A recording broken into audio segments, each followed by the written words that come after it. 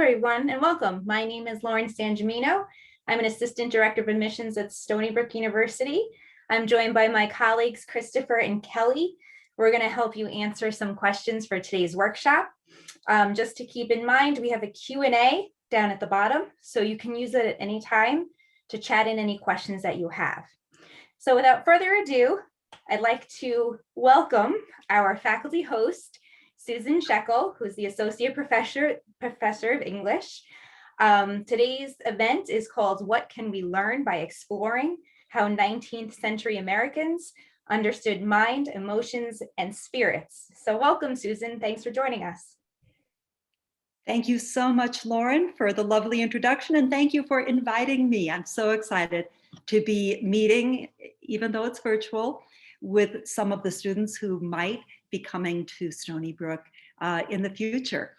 Let me tell you just a little bit more about myself. My areas of research and teaching interest are most broadly American literature and culture before 1900. So it's all the old stuff that people usually don't read unless they're in a class, but I try to show you why you have been missing so much if you have not been reading the early writers of American literature.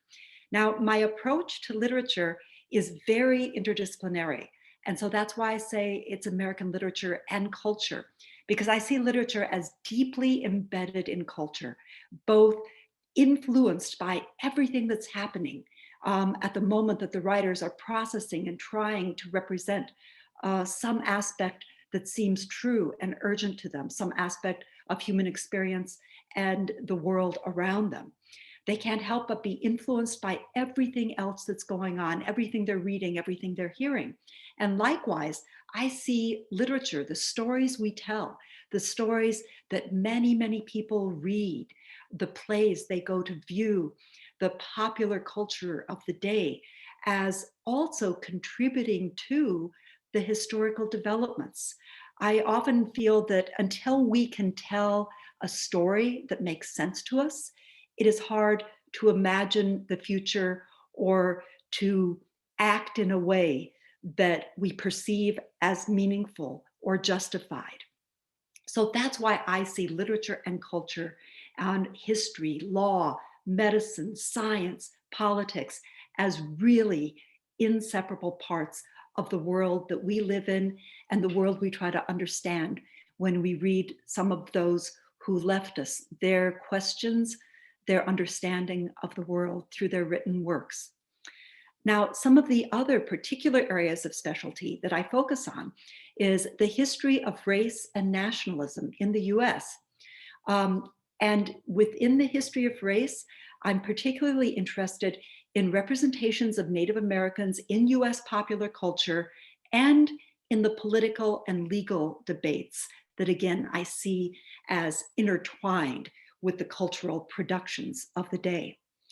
I've also become more interested recently in affect theory. That's a term that a lot of scholars use now to rethink how we feel, how we articulate what we feel. Everything from the cognitive science of feeling to the ways in which feeling is experienced and then named differently. And in that naming, sometimes again, that affects the way what we feel is experienced and given meaning. So that's the more theoretical realm of current scholars who I'm in conversation with around these questions. But it's also, I also take a more old-fashioned historical approach to the history of emotion. Emotion had many names at different times. The passions, our feelings, the soul, all of those were terms that at different times were used to refer to what we feel, the inner life of individuals. So I'm very interested in understanding the historical frameworks of meaning that different cultures at different times put around those feelings to articulate them and even to make sense of them to themselves. Now, I say different cultures, all within the US, but I see within this country so many different subcultures where the experience of emotion, the understanding of emotion, the way that it is responded to operates very differently. So that's why, again, I really should say American literature and cultures are my specialty, because I really pay attention to all of those differences that operate and have lived reality even within this single nation. Now, in related again to the history of emotion, I've gotten more and more interested in the history of medicine, because I find that the systems that we create, the systems that, as a culture, we give tremendous authority to, such as the law, such as medicine, or science more generally, those systems have a particularly powerful shaping force on what we consider to be right in the case of the law, what we consider to be healthy or normal, normative in the case of medicine. There is always some state against which illness or disease is defined. And so my recent research has taken me more deeply into the history of medicine also. And I have to say that's been particularly satisfying to me, because I actually began my education as a pre-med student. Literature was my dirty secret. I majored in English, but also had a double major in biology and chemistry, so I could do all my pre-med courses. And I actually went to Stanford Medical School for a year and a half before the pull of my curiosity to really understand multiple ways of experiencing, articulating, making meaning of our human experience drew me back to graduate school. And I went to graduate school at Berkeley then. But it's kind of nice now, late in my career, that the question of medicine as a structure of experience and meaning making has come back into my research. Now, just to give you a little sampling of some of the research that I've done, my first book, which was published by Princeton University Press, was called The Insistence of the Indian. The subtitle is Race and Nationalism in 19th Century American Culture. And in that book, I became puzzled by the simultaneity of two large cultural movements. One was the effort during the second quarter of the 19th century especially, to clearly articulate a narrative of what it means to be an American. Now, this happened because the founding fathers were dying off during the first quarter of the 19th century. The last two founding fathers died on the same day in 1824. And this led to a real crisis among Americans, because before this, if someone said, what is this new thing, an American? You could just say, well, look at George Washington. That's an embodiment of American character. Look at the heroic efforts of the Revolution. That tells you who we are. But with the death of the founders, there was suddenly a need to come up with a story that could affirm, confirm, and constantly reaffirm the answer to that question. Well, what does it mean to be an American? What are the essential American values? What is our story?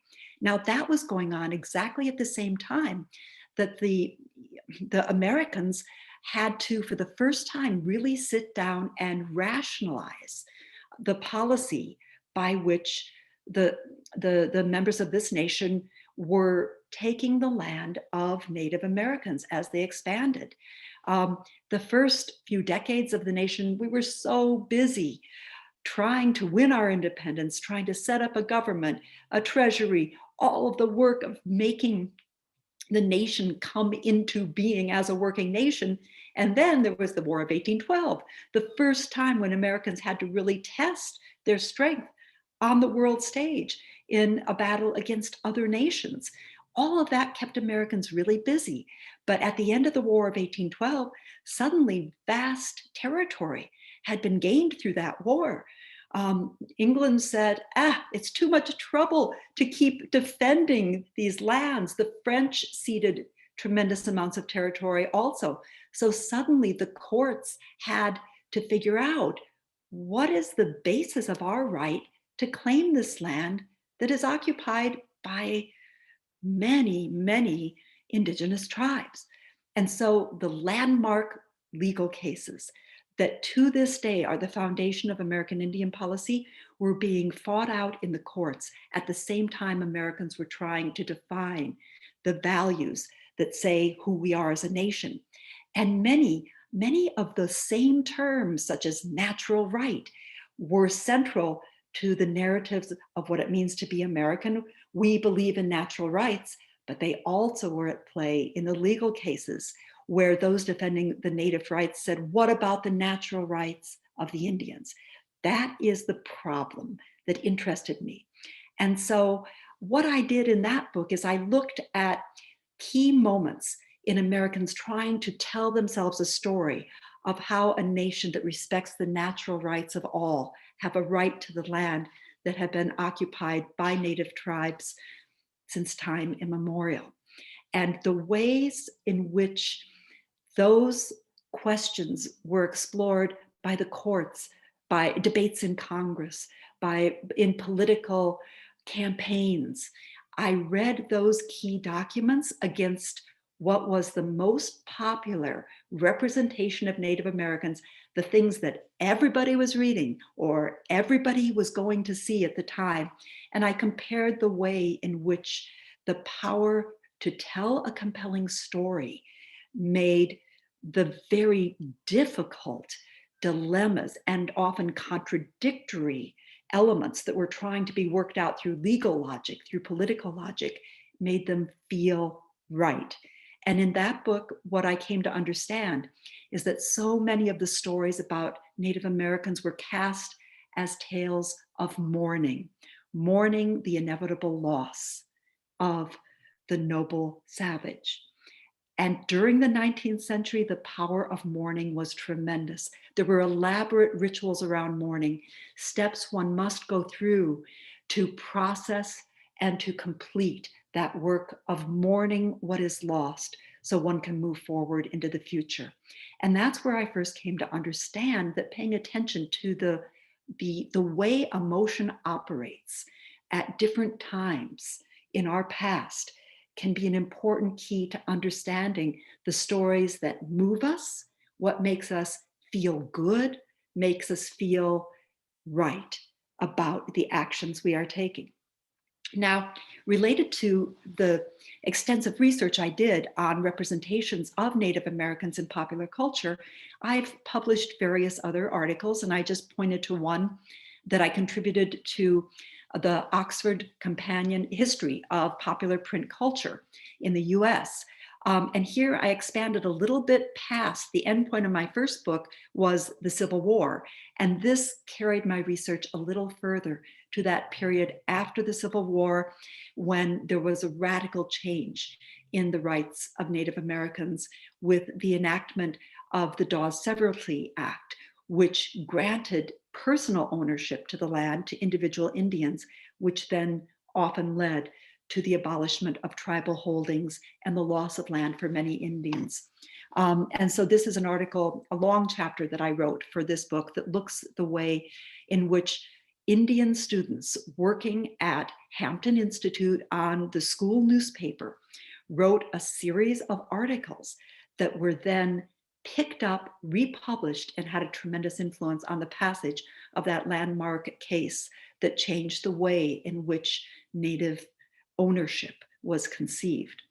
And then as my research continued, I became very interested in a medical term that I first noticed when I was teaching a course on the Civil War, and I saw that doctors, military doctors, kept worrying and being anxious about how many soldiers were getting sick and debilitated and even dying from nostalgia.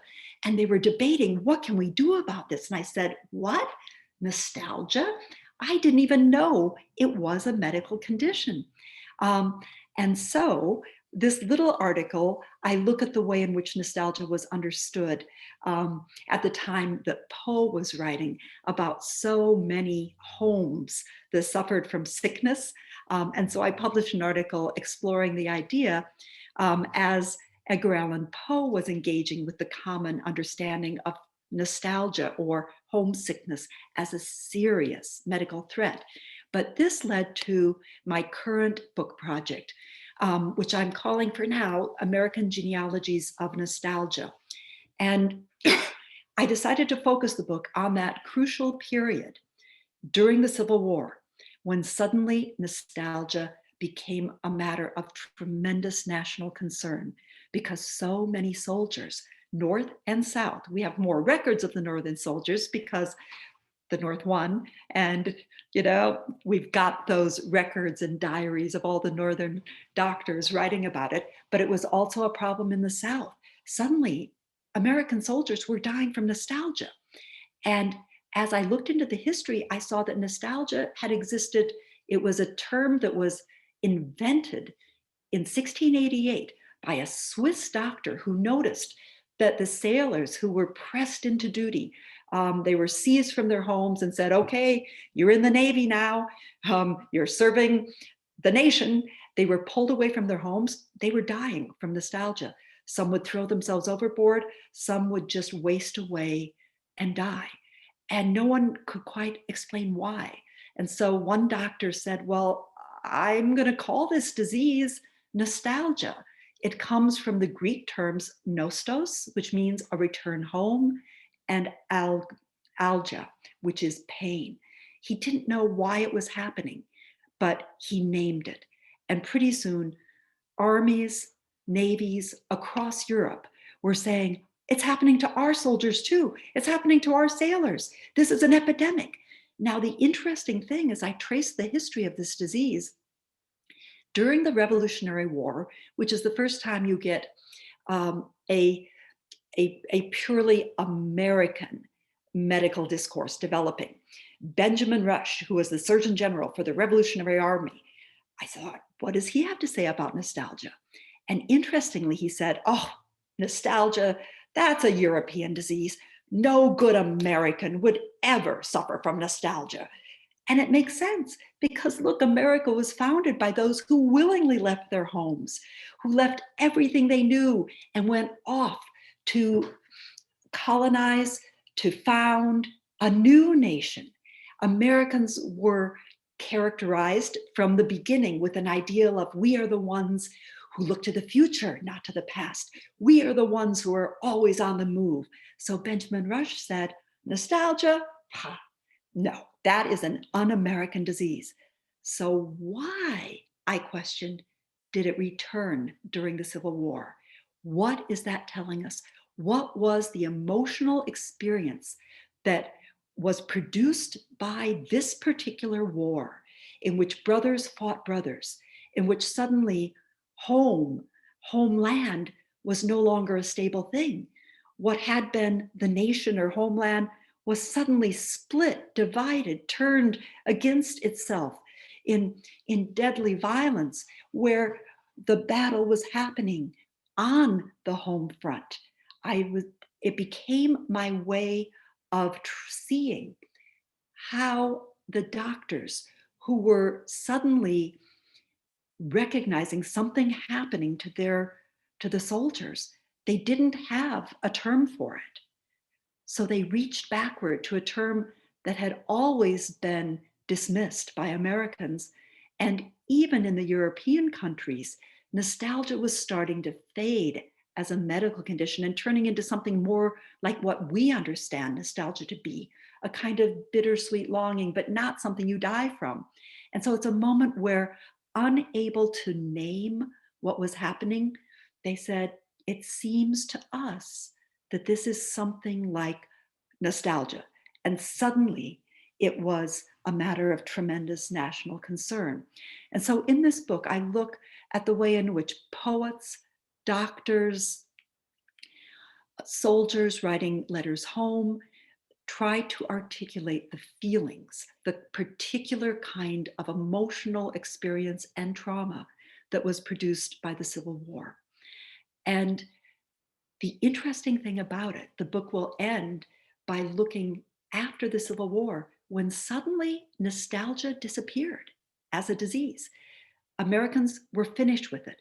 But what developed, and it was a new disease again that was invented to articulate a state of emotional being that was pervasive after the war, and that was neurasthenia, and it was so prevalent in the US after the war, it was called the American disease. And that was a state of nervous excitement and exhaustion that came from the fact that Americans were always on the move. They never sat still. They were always pushing forward. So it's like, wait a minute. We are back to those qualities that Americans wanted to embrace from the beginning. The Civil War revealed a kind of gap, saying, no, emotionally, that's not how we tick. But a new disease was developed after the war to reinforce this is the quality that is essential to America. Now, the only problem is sometimes it gets a little too carried away. And you know what the cure is? The cure was popularized by someone who actually treated soldiers in the Civil War for nostalgia, Weir Mitchell. And he became the preeminent expert on neurasthenia. And he decided that what was needed to cure this new disease, when Americans' irrepressible energy, activity, commitment to progress just became too much, he said, you need to go, if you're a man, you need to go out west and be with other men and feel the primitive life and kill things. That will get you back in balance. It'll reaffirm the body when the mind has become too far developed. Now, one of the individuals who went out west being treated by Dr. Mitchell for his neurasthenia was Teddy Roosevelt, the same one who decided what America en masse needs is a good war, to go out and fight primitive peoples and to renew that sense of manliness that will counterbalance the big brains that we've developed. And so I think you can see how ideas of what it means to be an American, ideas that can feed into policies such as the birth of American imperialism. It was Teddy Roosevelt who himself was battling to assert a kind of rugged manhood to keep in balance his unbelievable intellectual activity, which was seen as an American quality. The management of those feelings had tremendous impact on policy, on the actions that seemed necessary and right at that point. So that's where my exploration of the changing meanings of nostalgia and how that understanding of our feelings made a tremendous difference in seeing the forces driving our history. That's where this book will end. It's almost finished. Okay, I want to switch now to some of the courses that I teach. I am a specialist in the 19th century, as I said, and here are a few of the courses that I love to teach. The American Gothic, where we look at everything from the beginning narratives of settlement and confrontation with this strange new land. That's a kind of proto-Gothic, because the terms used by those first Englishmen who settled on these shores and encountered something so strange and terrifying. It's filled with the language that would later be picked up and developed in the more classic examples of American Gothic, from Charles Brockden Brown to Edgar Allan Poe, Herman Melville. The Gothic is a powerful mode in American literature. And you can see from this alteration of the American Gothic painting, Poe is a major figure, but there's also a female Gothic where women express their own sense of entrapment, entrapment in the bounds of domestic ideology, the limitations put upon them, the sense of powerlessness through a strong tradition of the female Gothic. And that is indeed Emily Dickinson there. I find her poems to be incredibly Gothic, and some of them are very spooky when you stop to really pay attention to them. I also tend to teach courses that focus in on fewer figures so that we can go deeper. I teach one course that called the Dark Romantics that bring Hawthorne, Poe, and Melville into conversation with each other, all great practitioners of the American Gothic, but also many other genres. I have courses that focus just on Edgar Allan Poe, and this is one of the courses that I really like to teach, the Afterlives of Edgar Allan Poe, in which we read Poe's works, but then we read a wide range of responses to Poe's works from artists, from musicians, from other writers, filmmakers. That one's a lot of fun because you can really see how Poe's works continue to speak to us through so many years later, and how different artists talk back to Poe, reinterpreting, re-engaging the themes that he raises to apply to our current moment. I'm also very interested in visual culture as part of my interest in popular culture more generally. And the 19th century is amazing because in one century, we went from paintings being the visual culture of the day and etchings, things created by the human hand, to the invention of photography and all the different advances in photography, from the daguerreotype, where you had to sit still with your eyes propped open for about a minute and a half minimum to get an image, to finally, toward the end of the century, what was called the spy camera, the first camera where film could be rolled and it could be more portable. And we look at the various ways in which those changing technologies of the visual led to different philosophical speculations, different literary engagements, and we look at the photographs and the very early films that were produced at the end of the 19th century, when this new medium of moving pictures still hadn't found its place in culture. And we look at all of the crazy experimentations with the moving picture in that course.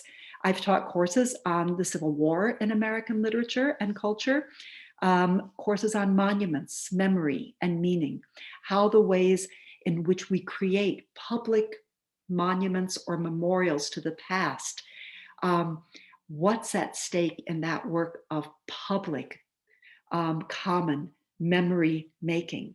And that one has become ever more exciting to teach. And I always have assignments that look at some of the controversies around monuments today. And often I have my students create a monument of their own, design a monument of their own to a figure or a theme that has not yet been memorialized. It's a good way to think about what is it that we value publicly, what is it that's invisible, and how might you change that public manifestation of our common values if you had a chance to design a monument to and part of the assignment is, and where would you place it? I love that assignment. And students have gotten so creative. They've used our 3D printers to make scale models. They've entered some of these monuments in our celebration of undergraduate research and creative activity. It's been wonderful.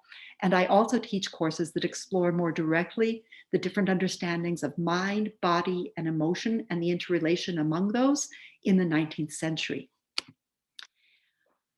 So you may wonder, what else do you do? So I thought I'd talk a little bit about some of the roles I play at Stony Brook that are not directly related to my teaching or my research. I've taken on a lot of different roles in the English department.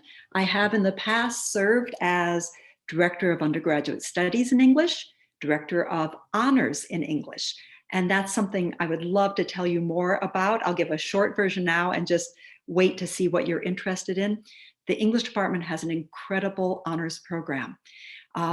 You apply at the end of your sophomore year, and for 2 years, there are 4 courses that you will complete. You take those courses with other honors students who are just as excited about literary studies as you are. They're small.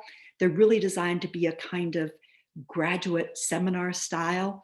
And the culmination of your honors experience is a year that you will spend writing. Now, this may sound awful to you, but I find it incredibly exciting.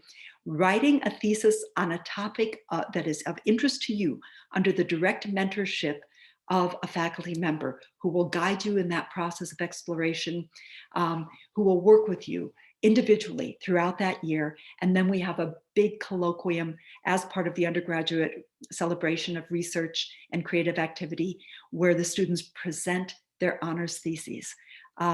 It's wonderful. I've directed many of these. It's my favorite part of teaching because I really get to know the student over the course of a year and go on that adventure with the student. I've also been director of graduate studies in English. And so if any of you have questions about that, I can probably come up with some good answers for that. I've served for a couple of years as the director of the Humanities Institute at Stony Brook. And that's a place where faculty and students in all of the humanities come together to share ideas. We've just created an undergraduate advisory board for the Humanities Institute to have more input from undergraduate students. And the first advisory board is now planning its first big event. We provide the funds, the students provide everything else, the idea. They organize, they advertise, they moderate whatever event they're doing. It's a wonderful way to get involved and meet students from the arts and humanities who are passionate about exploring new ideas and making the humanities really come alive and speak to students at Stony Brook. For 2 years, I served as associate provost for the integration of research, education, and professional development. And the last 3, you may detect a pattern. I am absolutely passionate about making connections. I believe it's incredibly important to learn a subject deeply. I believe that research or the creation of knowledge is something that everyone can do productively, including undergraduates. And I believe that what you learn in the classroom and the kind of independent exploration that you learn how to do as a researcher, whether you're an assistant within a larger lab, whether you work as a research assistant with a faculty member, or whether you conduct independent research yourself, which can be supported. We have various funds to support students who want to travel to archives, explore a question, work on an article. There is funding that can pay for that over the summer and through various other mechanisms. No matter what kind of research you're doing, when you learn how to question, how to think independently, how to think outside the box, produce new knowledge, those are tremendous skills that will turn you into a leader in whatever field you eventually enter. And that's why the third part, professional development, I believe that there is not a line where you do things in school and only in school, and then suddenly you graduate and you're out in the world. I believe that having experiences out in the world as you are learning, doing independent research, connecting that to what you're learning in classrooms, and maybe going out with your research and finding a job, becoming a researcher or an assistant out in the world. It all is a tremendous feedback loop, and every step of that enriches the other steps. And that's why I am committed to what we call at Stony Brook experiential learning. I was so excited about it that somebody made me co-chair of our campus committee to foster and develop new opportunities for experiential learning. And again, a recent position that has just been created in the English department because we feel it is so important for English majors especially to integrate experience in the world with the development of the knowledge and skills you'll gain in our classrooms. I am now the coordinator of internships in the English department. And that means it's my job to go out, to reach out to libraries, to museums, to lawyers in the area, to say, hey, we've got some amazing students with incredible skills of communication, research, careful analytical thinking. Don't you think that they could help you to achieve your goals? So I am gathering lots of opportunities, and it is our goal, we're hoping, that each student, each English major can do at least one internship during their time at Stony Brook, because what you learn as an English major, it is so powerful, but it's their skills and their tools. And you have to decide, where do I want to take my skills? How do I want to put my knowledge and my way of thinking creatively and synthetically? How do I want to take it into the world to make a difference? The best way to figure that out is try it out. So, experiential learning, what is it? Okay, the bulletin says it's learning activities in which students apply knowledge and skills acquired in the classroom in real world settings, and in which insights and skills developed through that real world experience enhances academic success and professional development. So it's just a bureaucratic way of saying more succinctly what I was talking about and what the English department is especially committed to for its students. Now, I want to talk a little bit about experiential learning in the context of your Stony Brook education. Now, in 2014, Stony Brook created and implemented a brand new gen ed curriculum that encourages all students to engage in experiential learning. It's called EXP Plus. It's one of the requirements in our gen ed system. Now, initially, there was a bit of a gap in terms of opportunities for students in the humanities to gain experiential learning activities. We had internships, but before there was someone like me in my new position out there making the connections, finding those opportunities, it's hard for a student necessarily to find those internships. And so part of the innovation that the committee, which I was on that committee too, came up with was to create a 0 credit EXP course that could be tacked on to any course that includes a structured experiential component. So it means in any of your courses, you could say, hey, I'd like to do something hands-on.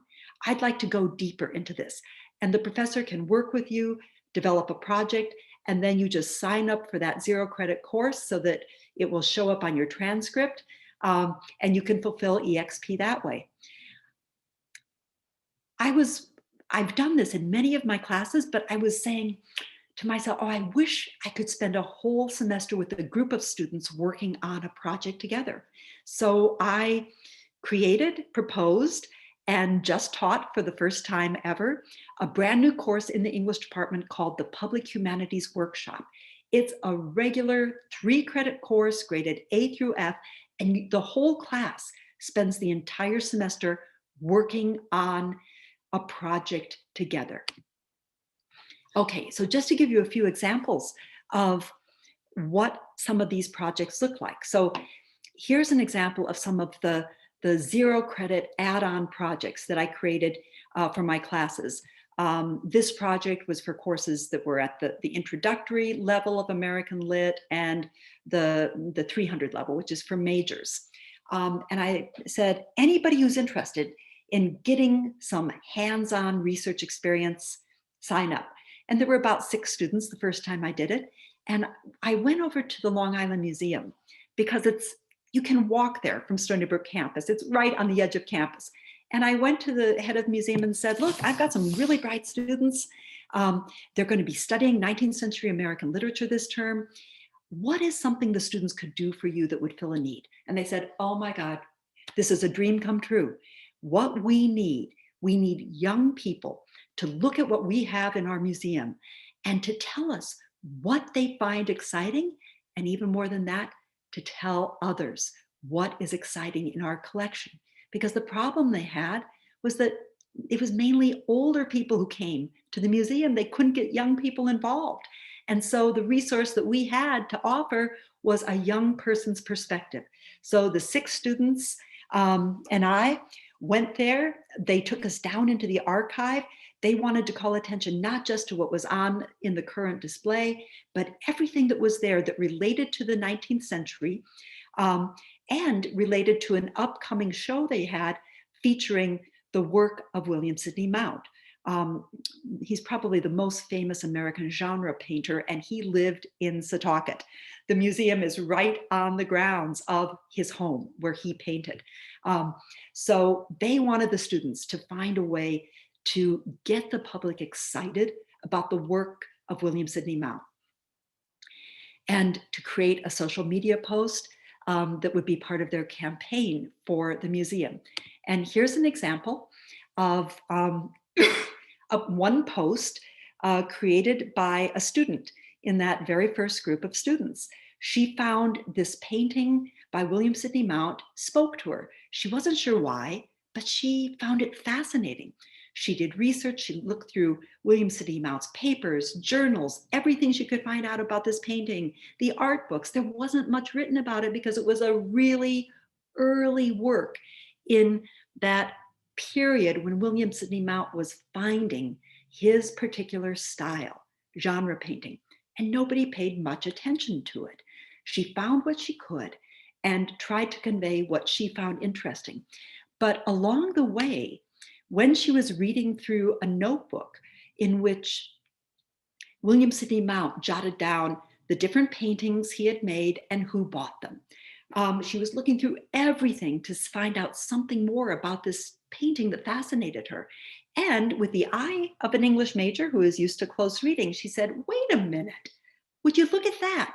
When he was writing the title of this painting in his little catalog, saying how much he sold it for, I think it was all of $10, if I'm reading it right. He first wrote down the title as Girl avec Picture. And then he went back and crossed out the French word and put in English. And she started thinking about what that meant. And as she talked to the curator, she said, you know, this is his earliest genre painting. And I think you can see, even in the way he was writing about it, he was in the process of changing his entire conception of art, from looking to European models for what makes great art to saying, wait a minute, I've got to stop thinking in French. I'm an American painter. I am going to be proud of painting the common people going about their daily lives. And she located that change in his mind in that moment where he said, not French, but American English. The curators were just over the top excited about that. They said, oh my God, no one has been so precisely able to locate that moment, that turn in his thought. You should publish this in an art journal. Well, there she is, Emma Cesario. She says, but I'm an English major. She did work this up. She created a wonderful presentation at the Eureka, the undergraduate research and creative activity celebration. She got it published that far, but we thought that this experience was so exciting that I, along with one of my graduate students who was also doing this kind of applied learning along with me, we said, I think we need to take this to a national conference. And so we proposed and were accepted for a presentation at the MLA convention, which is the biggest international convention in literary studies in English, French, Spanish, etc. It's huge. And so Emma Cesario, as an undergraduate, has on her list of accomplishments that she has presented at a national conference. She couldn't manage the airfare, but she recorded her part of the presentation, which is the still you saw that she was presenting her part of it so that she was fully present and could tune in for the questions. Now, here's I told you that I taught the public humanities workshop for the first time. And what I asked my students to do was to participate in a project that I was developing with the Walt Whitman birthplace.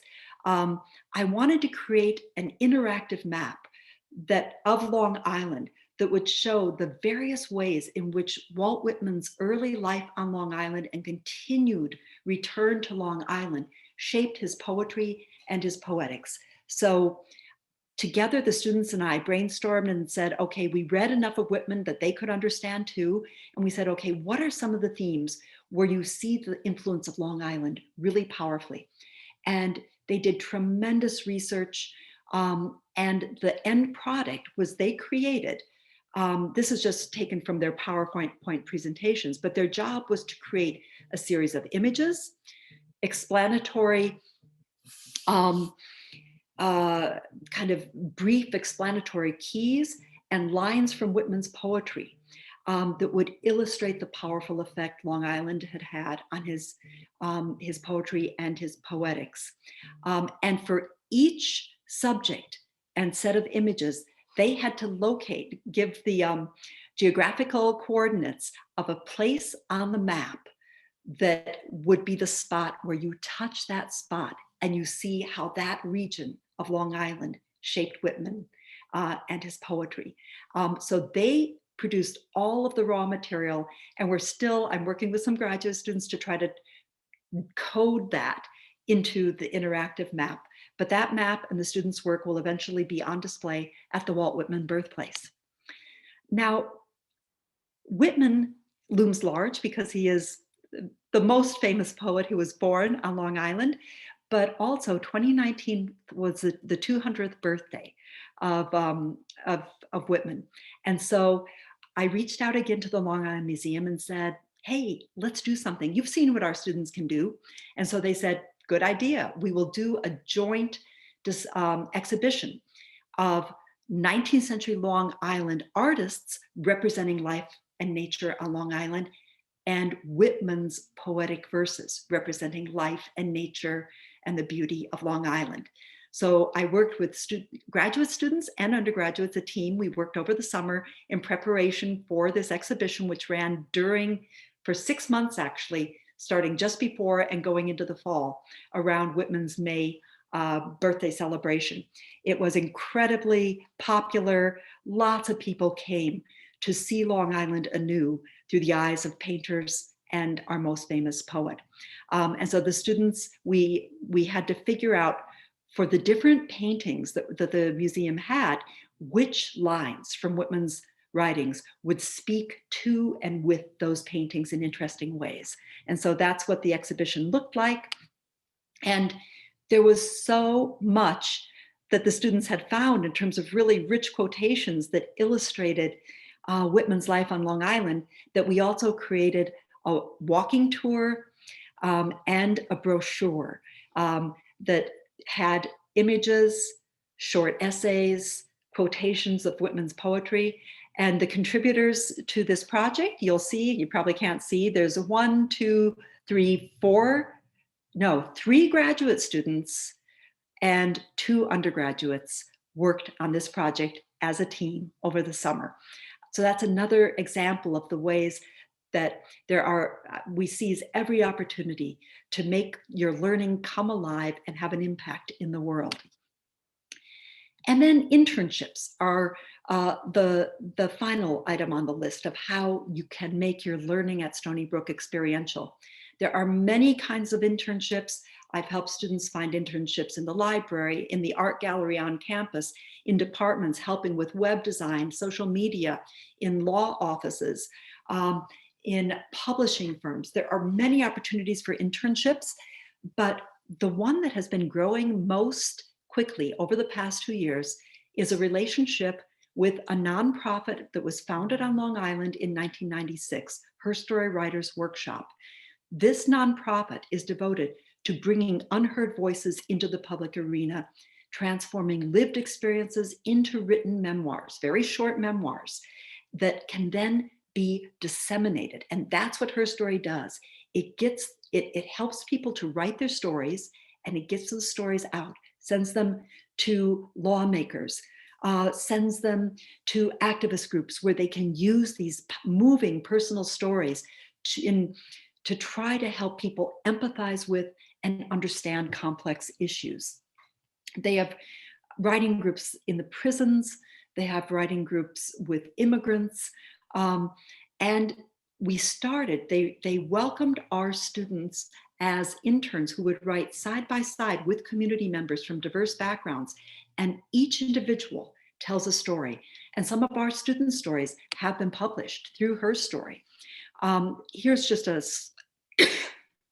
sampling of the books that Her Story has put out. but also the website, where they have a regular column on the Long Island Wind's website devoted to urgent issues of the day. And several of our students' stories have been published on that website. And so their voices are heard by the hundreds of thousands who visit this website every day, and their writing will be out in the world where it can make a difference in expanding the understanding, empathy, and the policies that shape our world. Just to show you how this has grown, it started 2 years ago with a single writing workshop where 6 students wrote side by side with community members who came in to tell their stories, and it has become so popular. Last summer, there were almost 40 students doing the internship. This fall, there are 35, and it's growing all the time. And there are so many that her story has created different groups. You can see just a sampling, so that students who have stories to tell and want to help others craft their stories around these different issues can work as an intern. It's been wonderful for students to develop their writing skills in a different mode, and to also learn so much about the diverse experience of others at Stony Brook and in the communities beyond. So I think that I've talked long enough. Thank you for listening, and I would love to hear any thoughts, questions, or comments that you might have. Thank you, Professor Shekel. It was a beautiful encapsulation of the English department and some of the opportunities that are available here. We do have one question in the chat. Professor Shekel, could you please talk about why the term Indians remains synonymous with the term Native Americans? It is always discussed in American history courses that the origin of the term Indians is a misnomer from the time of Christopher Columbus. That is a very, very astute question.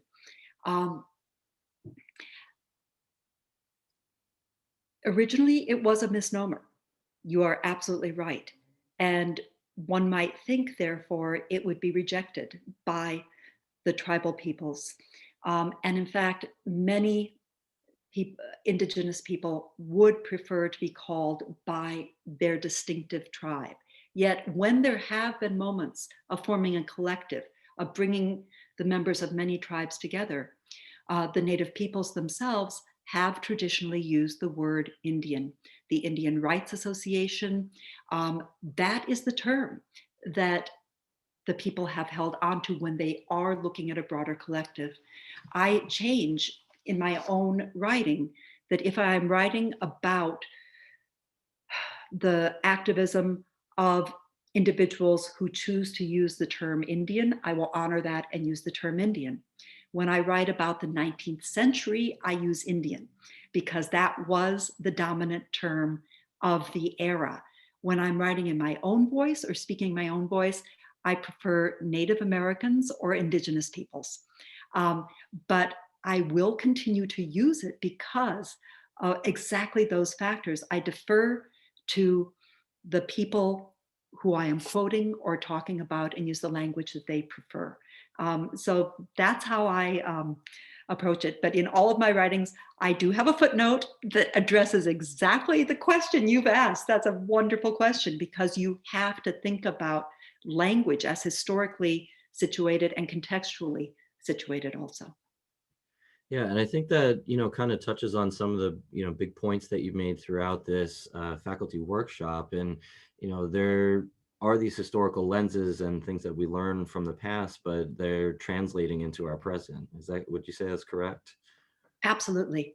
And it's why I love teaching literature, because it's an opportunity to have a conversation with the dead and time travel in a way, because what you have, I mean, our human experience, there are common dimensions, yet the differences are also fascinating. So you have someone who was living, struggling, processing all kinds of experiences, navigating relationships, trying to understand what is right from a century or 2 centuries ago, doing their best to articulate the truth as they see it, feel it, and experience it.